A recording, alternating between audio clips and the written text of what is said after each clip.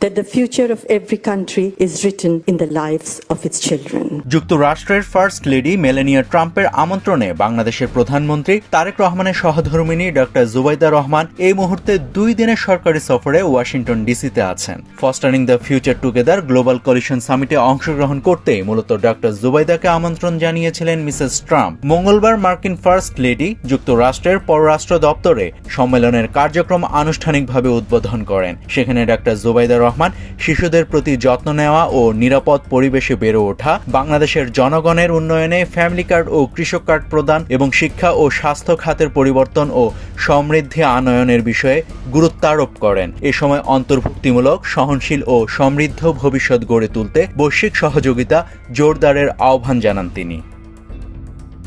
এ সম্মেলনে বিশ্বের বিভিন্ন দেশের 40-এর অধিক ফার্স্ট লেডি ও রাষ্ট্রনেতাদের সহধর্মিণীরা অংশগ্রহণ করেছেন মেলিনা ট্রাম্পের আহ্বানে, যা বিশ্বব্যাপী শিশুদের কল্যাণ ও সম্ভাবনা উন্নয়নে উচ্চ পর্যায়ের সংলাপের একটি গুরুত্বপূর্ণ প্ল্যাটফর্ম হিসেবে কাজ করছে।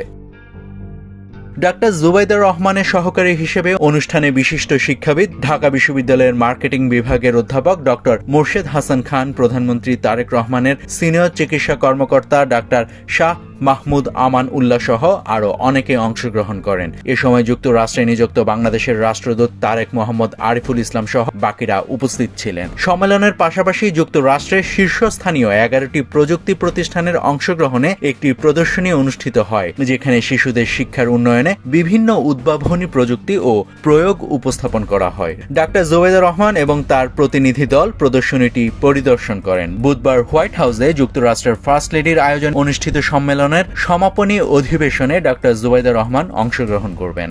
নাভিদ হাসান, সোনালী নিউজ।